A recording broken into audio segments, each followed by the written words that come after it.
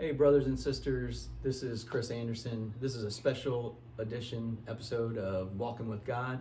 Got Mr. Tim here, my father's friend, avid golfer, and a gentleman himself. He's here to tell his near-death experience, his NDE, where he saw Jesus and God. And without further ado, I just want to thank you, first of all, for coming out here. This is very important that you're doing this.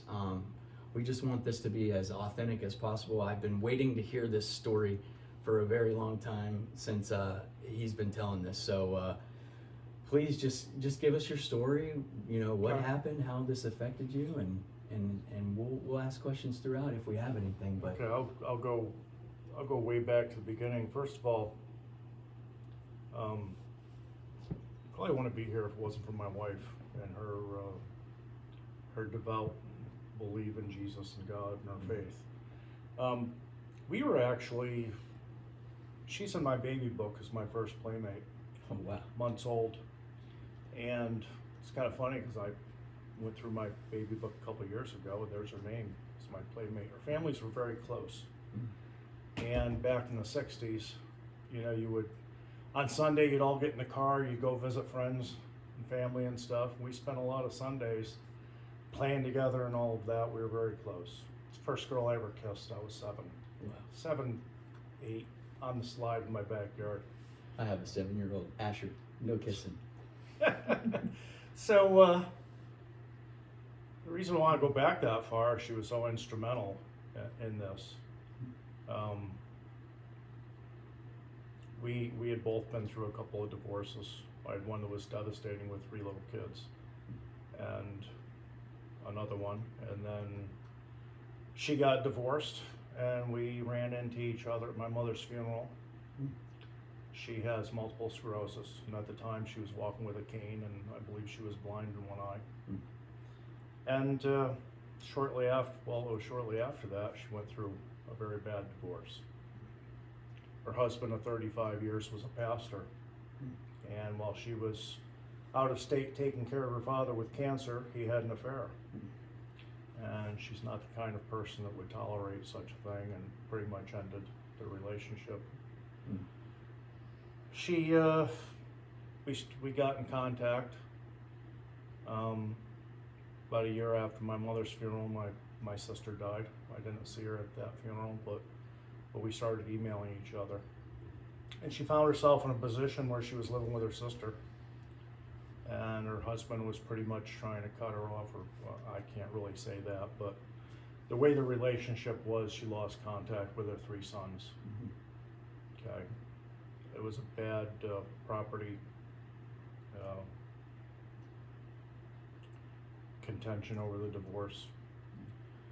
She was working on her master's degree and dropped out when her father got sick and she had to go take care of him. So she was in this situation. We started talking a lot, and I offered her to come down and stay with me, get a job in this area in Northern Virginia, where she was living. There were not many job opportunities whatsoever. Central Pennsylvania. And she came down. She got a job with a retail company, and as a manager. And I was always in love with her, tell you the truth, but we kind of fell for each other. Sounds like it. The work schedule was terrible. They didn't know she had MS, and by looking at her, you couldn't really tell. But after a few months of arduous training, going around to various stores and malls, traveling on her own, she found herself at a point where she had optical neuritis attack again, went blind in one eye, tried to continue working without telling anybody. It ended up with her needing help out to the car after work just to get home.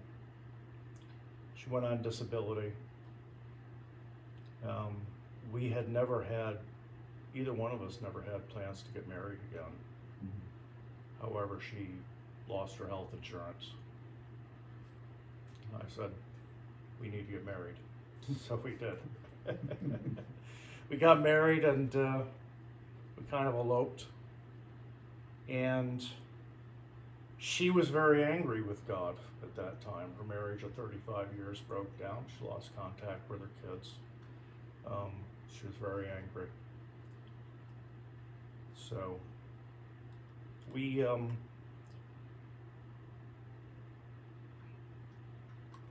lived a lifestyle for a few years. Wasn't exactly Christian. I at this time was agnostic. I was born again when I was about 20 years old, my second year of college. I got very close to my parents when I went through the experience. And then I kind of lost faith. And I'm an engineer. I don't typically believe anything unless I can prove it myself. So I describe myself as an agnostic. I believe God existed. I didn't necessarily believe that the events recorded in the Bible were real, were true. I didn't believe that people would write a book 2,000 years ago and it would hold true. And I didn't know who had control over the writing of that. I knew it was written, or I believed it was written years after Jesus was crucified, and I questioned whether or not people could remember it the way it happened. You know, I didn't believe at that time that you could remember a quote that you had heard 30 years ago. Okay. So I was agnostic. And my wife Linda, she was angry, and she started renewing her relationship with the Lord after a few years. So I retired in 2016. I was 56. Went and had a physical. Found out I was an AFib, and we did a couple of cardioversions. First one lasted 8 months or so. The second one lasted 3 months. Went back into AFib, and they referred me to an electrical specialist, and he said cardioversions won't work in your case. You need to do an ablation. Okay, this was I think my first ablation was 2019. It was on my right atrial. So I read the report from that. It was pretty much routine. And about a year later, I thought I went back into AFib, went into the doctor. I said, I believe I'm in AFib again, but it feels different. And did some tests, and he said, you're an atrial flutter. And I believe it's your left atrial. Okay. But he wouldn't be able to tell until he did an ablation. Okay. Did the ablation on that, worked fine, came through it just fine. When I went in for those, I never really had surgery of any kind. I still have my tonsils. They're enormous. And I found out when they tried to put me on a ventilator, they tried 3 times and had serious issues. But anyway, I have huge tonsils, right? First time having surgery of any kind, and Linda prayed for me before I went in every time for the cardioversions and the ablations, and I felt it. And I've kind of jokingly said she's in good with the Lord, but I always believed it, you know, even though I said it jokingly. Yeah. So my faith in that started to grow. I mean, I started believing the prayer worked. Okay. And the second ablation, I guess, was in 2020. And then 4 years later, just recently, this last January, as a matter of fact, I was on a golf trip with your dad, and I started having AFib again. And AFib's very disconsistent. The problem with me, and I've had monitors on me to measure things like, that would detect PVCs in AFib, and I've been told, like, when I'm not in AFib, everything's normal. But you can feel PVCs, where they would tell me everybody has these, but I can feel it when it happens. I guess I'm blessed in that way. And when I go into AFib, I can tell instantly also. Right. Because when you go in AFib, it's like you're driving down the highway and all of a sudden you get a flat tire and everything starts wobbling. You know, you can feel it. So went into AFib again, and I was referred to another cardiologist, and he said, "Yeah, we're gonna have to do another ablation on you." I'm like, okay. So went in, had an ablation, and finally got in there, and I guess it was late April. I think it was April 22nd, and the doctor came out, and talked to Linda, and said the work they had to do was extensive. Okay, and I read the report. And normally they would go in and they would cauterize or use the freezing or heating techniques and burn nerve pathways around the pulmonary arteries coming from your lungs to the atrials. In this case, he had to make several lines across the back of the heart and so on, across the atrials. So I just knew it was extensive. And he told her that there's only so much they can do, but he thinks it'll be good. So far, I'm not in AFib. It's been 8 months. Okay. So anyway, after that happened, after the ablation, I think that was Monday, and on Thursday, you know, I went over. We had a golf tournament going on, and I manage a golf league. I went over there to check on the guys. I got a cart and I rode around just checking on everybody. I felt great. Well, I really didn't feel great. I felt like things just weren't working right. I felt very gassy or very bloated or just didn't feel right.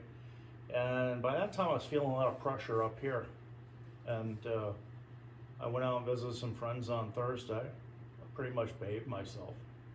And went to bed at 10 o'clock. And I woke up at midnight and I was having trouble breathing. Okay.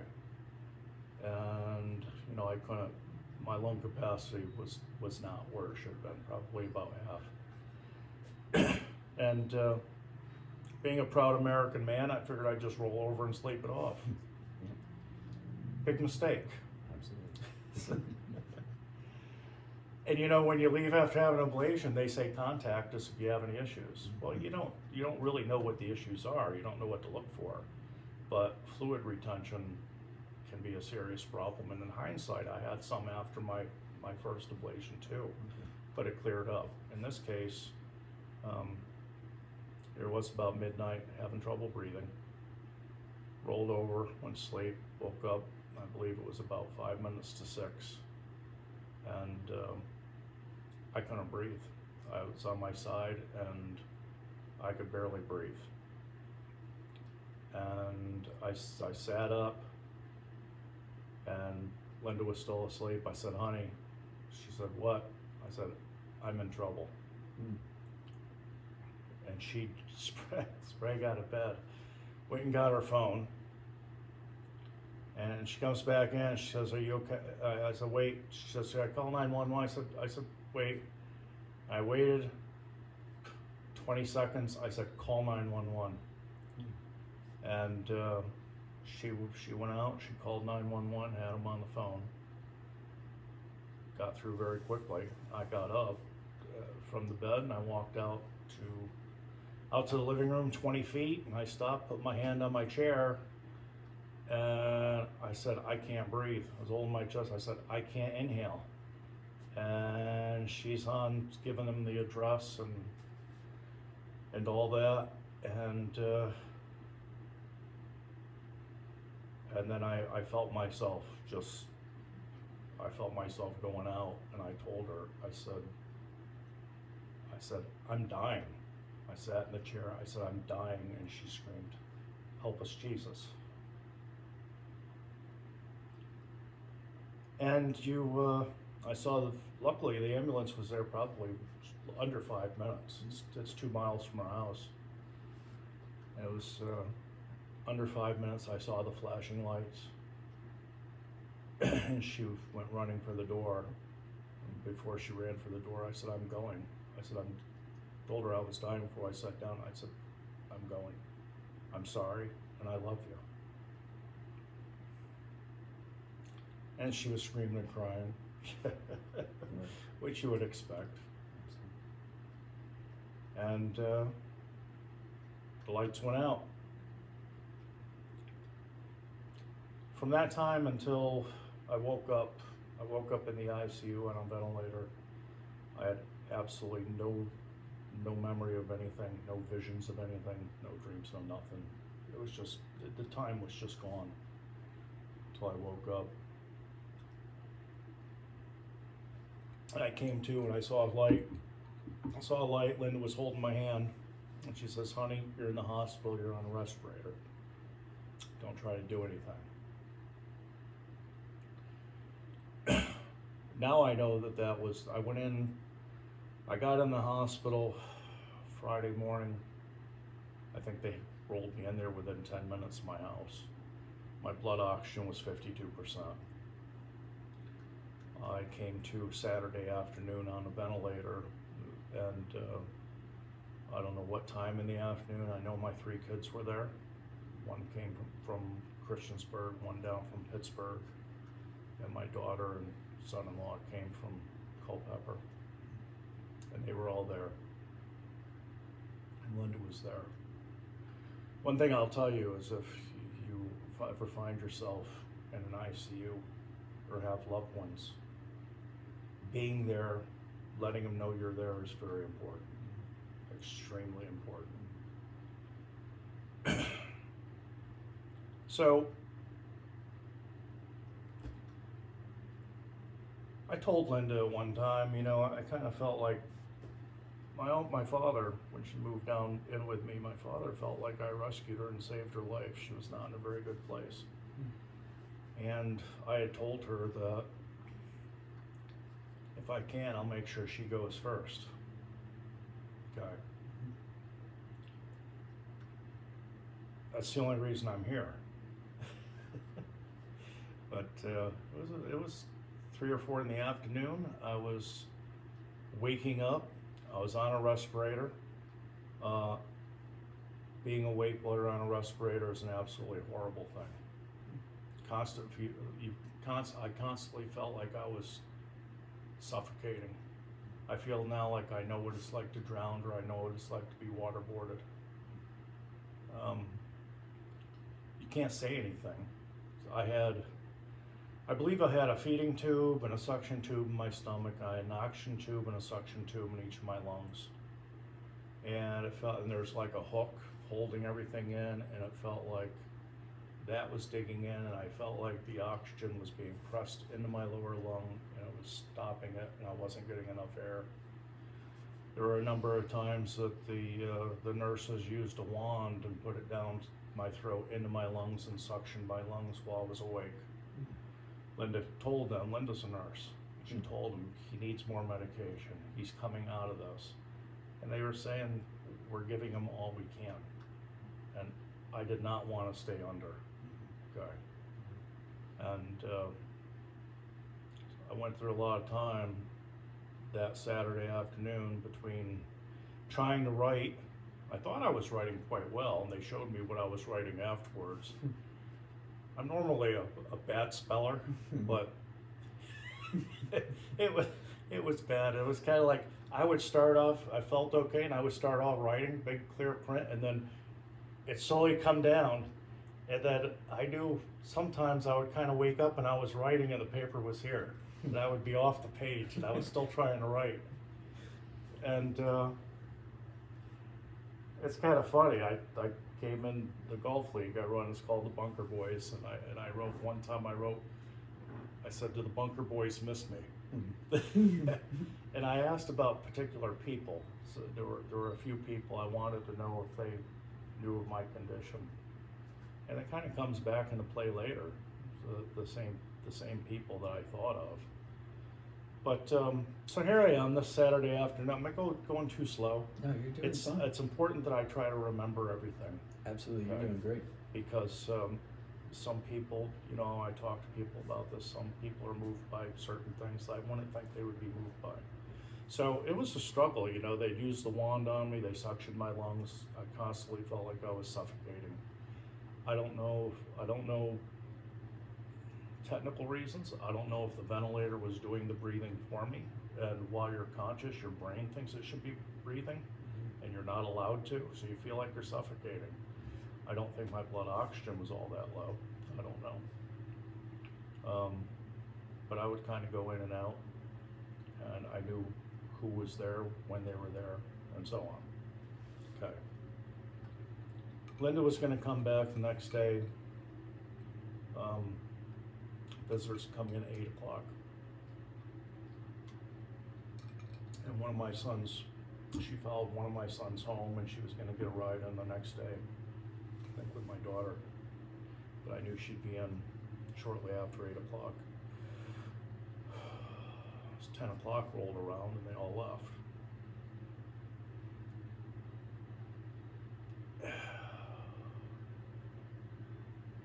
Around 1 o'clock, I realized that I was getting progressively worse. And in my room, my room's lit and I could look up and there was a clock right there on the wall. And I remember throughout everything, I could always open my eyes and see that clock. I knew what time it was. In the beginning, I wasn't sure what day it was. I thought I woke up Friday afternoon, and Linda told me no, it was Saturday afternoon. So, but I always seemed to know what time it was, and here it is, 1 o'clock in the morning, and I was really suffering. I mean, by 2 o'clock, I got to the point where I relived the experience of sitting in the chair and realizing that I was going to die. And at that time, it's kind of funny because before I lost consciousness, I literally thought to myself, so this is how it ends. I came to the realization, I said, so this is how my life's going to end. I didn't have a chance to think about anything else, but here I am approaching 2 o'clock, that period from 1 to 2, I started sinking again. I didn't think I was going to make it. And I started praying. I prayed to stay alive until I saw Linda. Because I heard the horror in her voice when she knew I was dying. And I couldn't bear to let her get that phone call. I wanted her there with me. I wasn't praying to stay alive. I was praying to stay alive until she came back in. And that was basically it. Okay. And after that, I was seeing things. I was flying from place to place. I was on Earth. It was kind of different, but I was flying place to place, and I would come back and I'd be looking at the clock, and I'm like, why am I hallucinating? Why am I seeing these things? And it would happen again. And I would be over a beachfront scene. I would be over marshlands. I would be over like red rock formations. And I would come to these places and I would kind of swirl around above just looking, and then I would just take off extremely fast to another place. And it was so fast, I can't remember traveling. Also, when I was doing this, I only had my vision. I experienced, first of all, I had no pain, no discomfort anymore when I was experiencing this. I had no sense of wind, no sense of sound. I saw no life. I felt like it was Earth, but there was nothing there yet. It almost seems like it was when the Earth was brand new. Okay. Don't know, but I saw nothing. No people, no nothing. Didn't hear anything. And I'd come back and I'd open my eyes, or I felt like I was opening my eyes, and I'd see the clock. Something that was different though, I was in an ICU room and it was lit all the time. But when I got to that point, around 2 a.m.,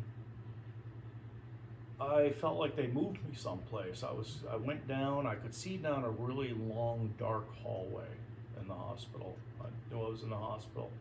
Really long, dark hallway, and I couldn't see anything down there that would indicate it was ending, no other doorways or anything.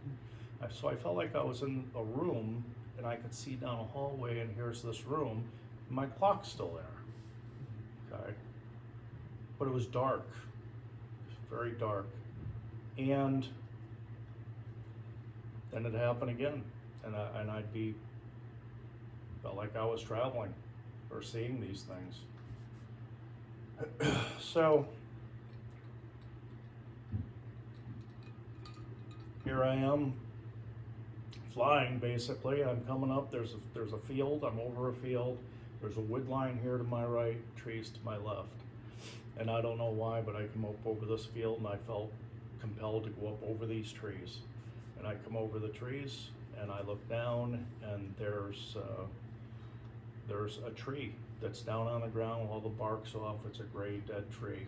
And there's somebody sitting on one end of it, straddling it, and there were two other people that were there. I sensed they were there, and they got up and they walked into the tree line, into the woods, and kind of faded away. Now those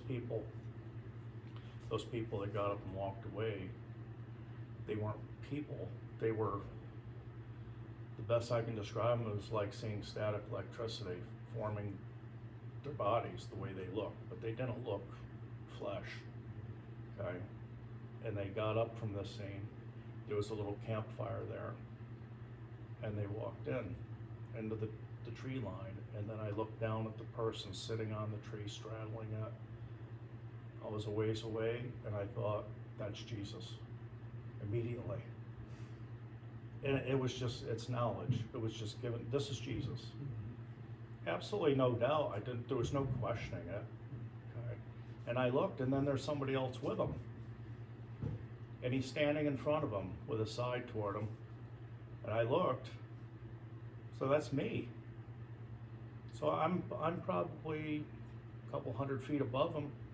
I knew it was me, but I was like static.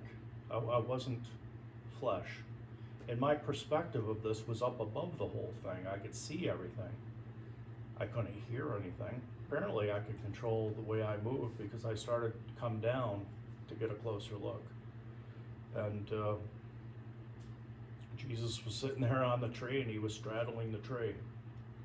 And I was at the tree, and I stepped over the tree and sat on it with my side facing him.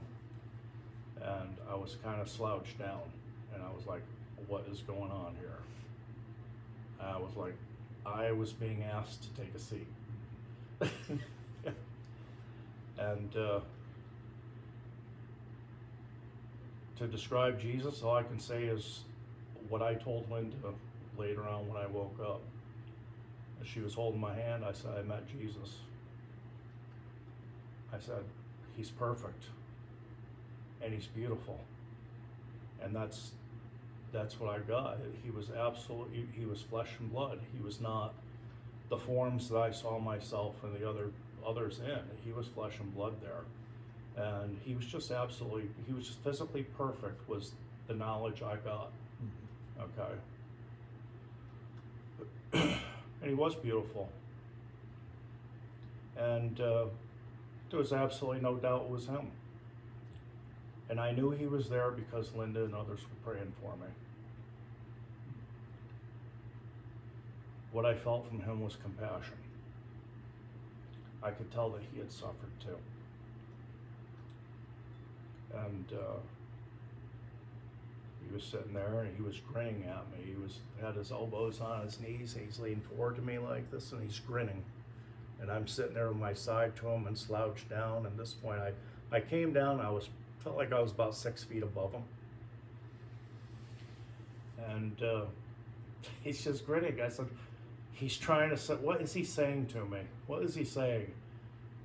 And I get this view right up close. He's grinning, and I just felt him say, or he says to me, what are you doing? Okay. And then it was like, oh boy, what am I doing? What's been going on here? Then he leans forward, he bumps me right in the side with his elbow right here, and I felt it. Hovering above him, even though he leans forward to my body, or my image of me, and hits me, and I felt this thump in my side, and when that happened, I realized this was real. Now I knew I was really there. I wasn't hallucinating. This was all happening, and I felt him. And when he did that to me, he says, do you want to come back with me? I knew where he met. He was going back to heaven. He could come from heaven and come here, and he could go back, or wherever I was, he could go back and forth. And he asked me if I wanted to go back with him. I said, I can't, I have to take care of Linda. And he smiled at me. And then I saw my clock. I was back in the room and there was a clock, but I was in that dark room. I wasn't in the lit room, but I could see the clock. First thing I did is I prayed that I remembered everything. I said, I need to remember this. I prayed. Please, Lord, help me remember everything that I've experienced. And I believe I have. When he came to me, he was a friend. I felt compassion, and he was a friend there to help me. He was like the kind of friend you would have that you could always turn to. There was nothing holy that seemed holy about him. No robes, or he was a guy. He was just a guy that I'd like to go play golf with. Okay. He was wearing cargo shorts and a faded T-shirt and hiking boots. He was, as I told Linda, he was mid to late 30s, and he had a slightly receding hairline. His hair was straight back, was long, a little bit down his back. Straight back, I could see his ears. Beautiful thick hair. Everything about him was just perfect health, okay? And it seemed like there were highlights in it, okay? But it was dark hair, highlights. He had a short crop, black beard, and absolutely beautiful almond colored skin. Just perfect health. And like I told Linda, he was perfect and he was beautiful. And I prayed. I said, what was special about his eyes? I couldn't remember. And there were a number of things I prayed for. I prayed with questions, and I prayed. I said, what was special about his eyes? I knew there was something special. As soon as I did, I saw this image of him 2 feet from me, looking into his eyes. And his eyes were bright blue like the sky, and his irises around the edges are little like pinholes of bright white light. Just crystal clear white light. And it didn't come from his eyes, it was in his eyes. And his skin kind of glowed like a pregnant woman seems to glow. He was just beautiful. And I prayed and I said, what has been happening here? What's been happening? I said, Lord, have I been running from you? And I just got the sense immediately, yes, you've been running. You have been running. And I was scared to death to be taken. I knew I'd go to heaven because Jesus asked me if I wanted to go back with him. And I believed it, but I was not going to abandon Linda, and I was afraid that I was going to. Okay? And I don't care if it was just until 8 o'clock. So I was back and I could see my clock, and it was dark. After that, I never had a view of leaving again. I was there in my body and I was still suffering. I felt like I was suffocating. It was absolutely horrible. And I continued to pray, just let me live till she comes back. And then it was 6 o'clock, and the room's completely dark. I could see the clock on the wall, 6 o'clock, and there was something. I sensed that there was something here to my center, but a little bit left, and I could kind of see it was kind of like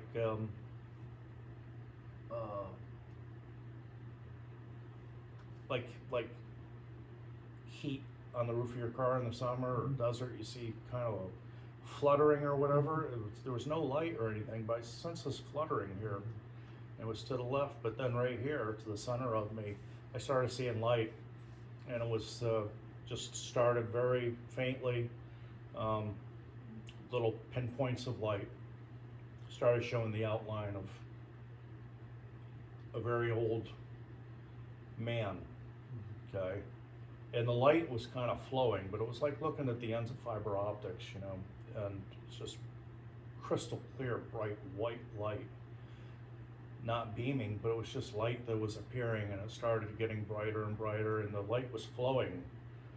Okay, so I could see this image, and it was flowing, and then it eventually turned into a face. Very old man, a lot of hair, huge white eyebrows. It was all just his hair was bright, crystal clear white light. And the light around him continued to kind of flow. It was moving somewhat. And whatever was to the left of him was still there. And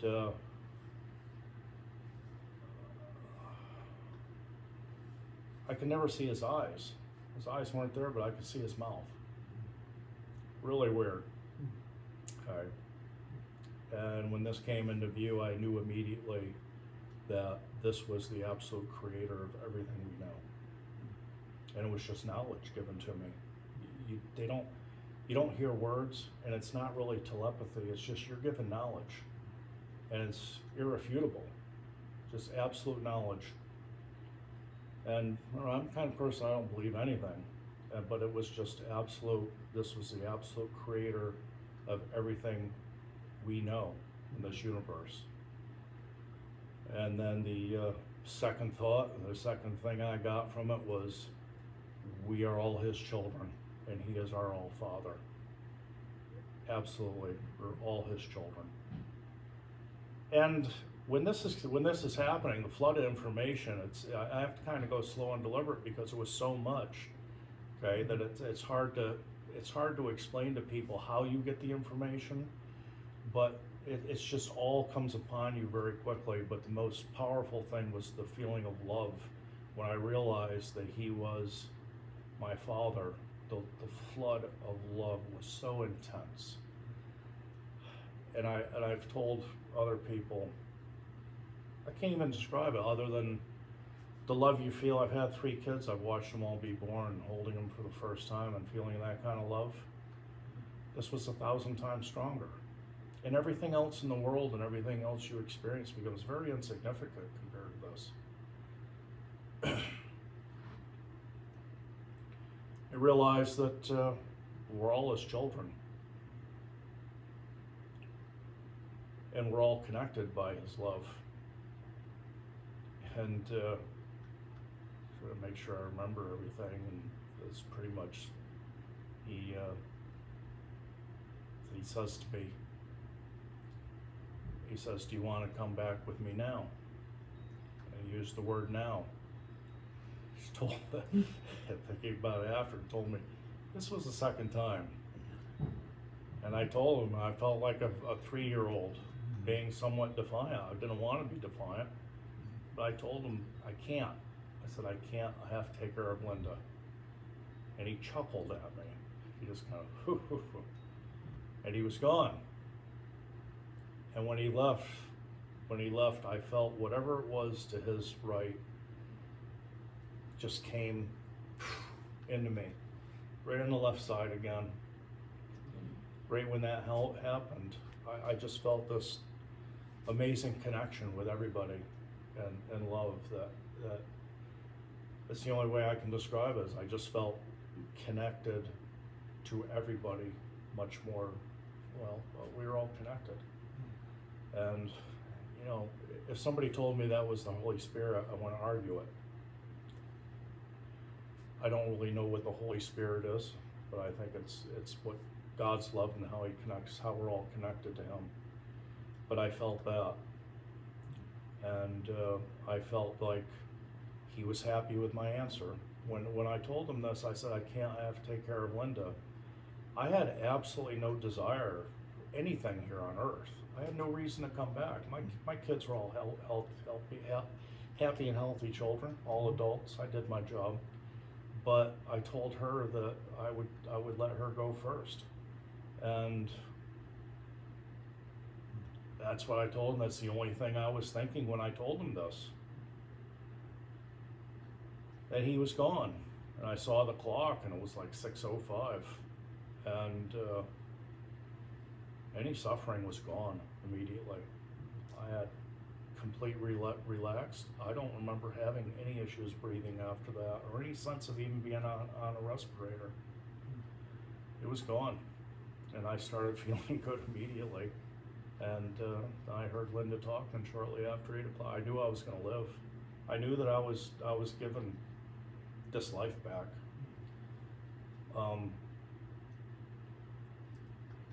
It was good because I was gonna fulfill my promise to her, but there's nothing really here that I really needed to come back for.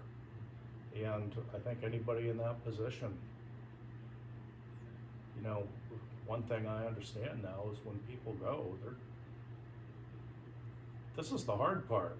I believe we're here to learn, and we're here to experience this, and we're here to suffer through things. But when he left, I felt like he was happy with my answer, and I started feeling better. And I just heard her shortly after 8 o'clock. Then I heard a doctor saying he's doing good, let's get him off this respirator. And they took me off the respirator at 11 o'clock. And apparently that's something that's kind of risky. And they told me to try to talk, and I did. I sounded like Batman. But I was able to talk my normal voice within 15 minutes. And I was sitting up in my bed feeling fine within a half an hour. I was ready to go home. A doctor that treated me in the ER came up, several nurses that knew me. The doctor came through the door, and he just looks at me and he goes, "How is this possible?" I said, "What do you mean?" He goes, "You're sitting up." I said, "Yeah, I feel pretty good." He says, "This doesn't happen." He said, "You're very strong." He turns to Linda, he goes, "I cannot believe this is the man I treated when he was brought in here." I was like, "Yeah, well." And I told him, I said, "Well, I had some help." And I completely believe I had some help. But yeah, and you know, forgive me for having to stop and think, but it's quite overwhelming, you know. I believe that Jesus came and saved my soul, and I believe he did because people were praying for me. And I know when I do go, I'll go to him the way I should. Okay, and I know, you know,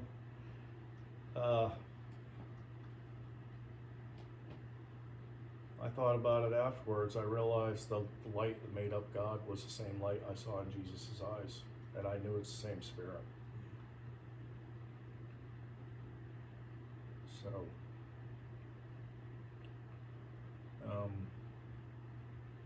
I don't know. What else do you want to know? I mean, How do I feel now? I used to be an agnostic. Absolutely. He was the creator. It was God. It was the creator of everything.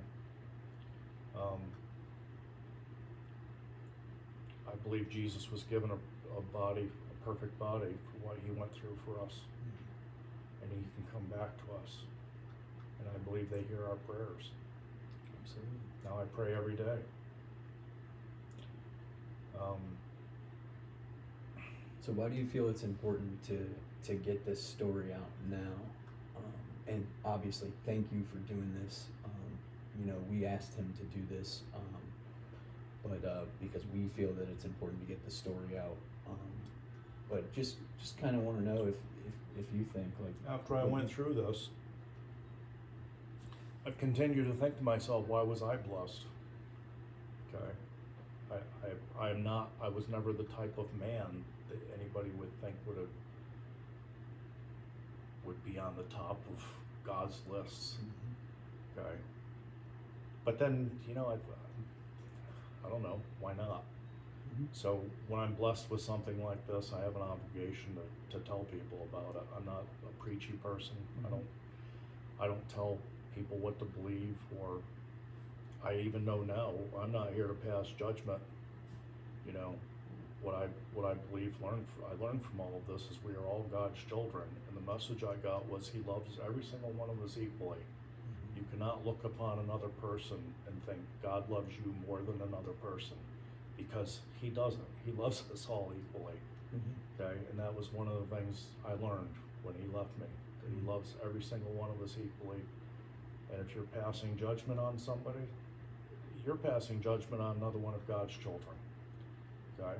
Amen to that. If you do not treat them like you want to be treated as one of God's children, I think you're going to have to answer for it. Okay?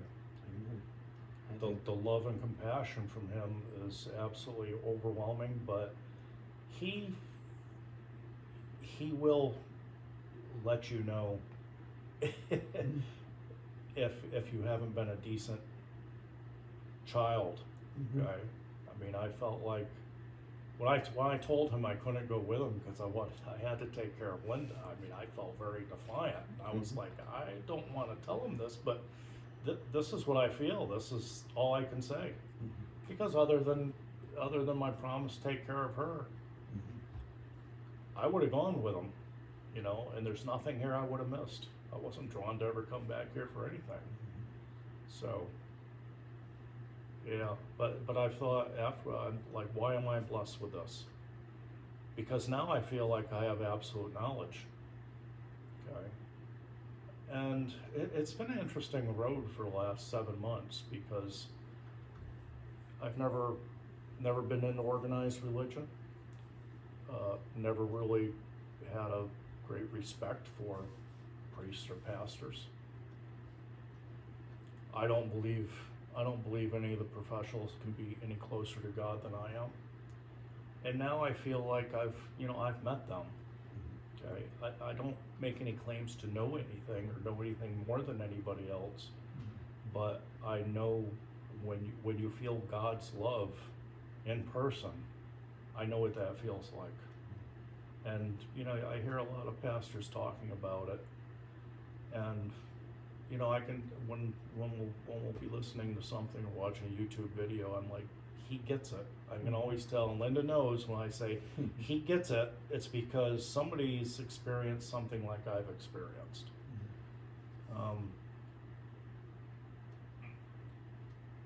So I don't know, where was I going with that?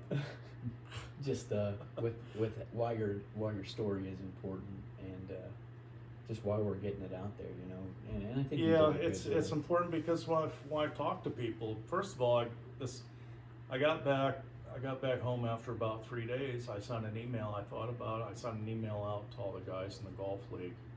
I felt obligated to do it because I knew a lot of them were praying for me. Some came to visit me. I knew they were praying for me. I think Jesus came to me because Linda was praying for me, but I also think a lot of other people praying for me, and God hears it all. So I felt obligated.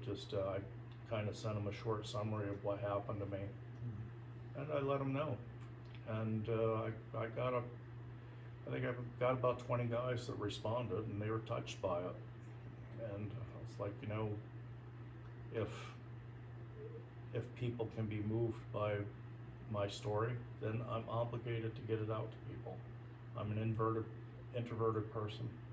I've never really cared much about other people's feelings. I mean, I always felt like I was a decent person, and I don't think I ever mistreated anybody. But now I feel connected to people. I feel, to tell you the truth, even like golf, I tell the guys I love every one of you, and now I feel like I do. And I experience a lot of things with guys dealing with physical issues and illnesses, and I really feel it. Okay? I really feel sympathetic. I know what they're going through to some extent. But now I also feel like it's suffering that we all are going to go through. And it's how we deal with that that's important, and how we continue to carry and spread God's love within us that's important. And I know when people do go and leave this earth, they are not going to miss anything here. This is just temporary. They're not going to miss it. And it's just, you know, I know the love they're going to experience when they pass. I hope. Yeah. And I also, you know, I never really thought about good and evil and hell and so on. I don't even think I ever believed in hell. I feel now like there are a lot of evil influences and a lot of sin that try to get to us all the time. And we need to get through that, past that, and spread God's love in spite of it. And that's how we learn. And we're going to lose in this life. We're going to have hardship, and that's how we learn. You know, you're going to go to heaven with these experiences. After God left me and gave me the option, I asked, I said, did I just miss the opportunity to see my mother and father again? And immediately, the answer was, that would be a mistake. I actually sensed where they were. They were a long ways away, but I sensed they were there. And I learned that was a mistake, and the reason it was a mistake was I still had things to do here, and when I do get there, it's going to be eternity. You don't need to be in a hurry to see them. But I also learned that my relationship with them will be different. Okay, they're my mother and father here on earth. When I get to heaven, we're all God's children. Okay, and I sensed that. It wasn't an overwhelming sense that they're still my mother and father. It's like something we shared here, but it was a very short period of time. And when we get there, the sense that we're all God's children is so overwhelming that everything else seems very insignificant. Okay, and that was interesting, and I haven't really given it another thought after that. So, and I bring that up because this is one of the things where I don't know. I try to remember everything because little things seem to impact other people. I have a cousin who's a Methodist minister, by the way, and his wife died of ALS, and it was years ago. And his father, my uncle, he was the closest thing I had to a big brother. I had 5 sisters, no brothers. He was like a big brother to me, 10 years older than me. And when I left the hospital and was going home, I told my wife, told Linda, I said, I feel I have a need to talk to my Uncle Russell and Aaron, my cousin. And I sent the email out to my golf league. I sent my uncle, and he contacted me right away. And he said, I'm going to pass this on to Aaron. Aaron's wife had passed on from ALS. And he, apparently, I didn't know it, but he was having some struggles moving on. And he said that, and my uncle was concerned about him at this point, and he was having issues moving on, and he said his son, he believed he felt like they would have the same relationship once he got to heaven with her. And I talked when he came out to my house, and we talked, and I told him this part. I said, you know, our relationship once in heaven, it's not going to be the same.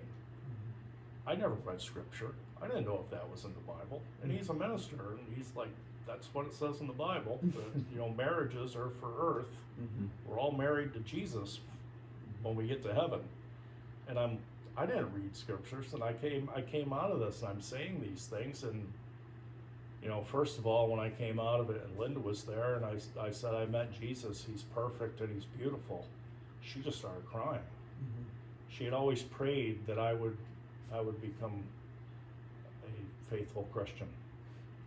We've talked about it since then. I said, you gotta be careful what you pray for, because I'm the type of person that will have no faith unless I went through something like this. And I said, now I've gone through something like this, and I absolutely believe, because it's true to me. Yeah. So I'm like, you know, maybe you brought this on. No, I mean, your story is important, and it's captivating, and you do such a great job of explaining everything, and I mean, just down to the details of, you know, what they look like and describe. Like, thank you so much, because this is what gets people talking, and this is what gets people thinking, And this is exactly what this channel aims to do. We're just trying to get people talking, get people in the Bible, and then we'll just do some walks with people. So I mean, do you have anything else that you want to discuss about your experience, or if not, I'd like to say a prayer for you and for everybody, in that way, and then give you the last word if you got Absolutely. anything else. All right. Well, I'm actually gonna get down on my knee and pray. So you don't have to. I'm though. a little old for that. It's all right. You might have to help me back up. All right. Dear God, thank you so much for bringing Tim and his story and everything into our lives. Thank you for Jesus and for yourself giving him that nudge. Thank you for guiding him to give us these words, these uplifting words of your grace. Thank you again, God, for putting him near us so that he can tell his story, so that we can show that you are real, and that your grace, and that you're God, and that your glory is forever. No matter what happens to us, either in this life or after, we're all your people. We love you, God, and we wish to triumph with you after all death, and we love you, Lord. Thank you very much for everything, and God bless. Thank you. Amen. Amen.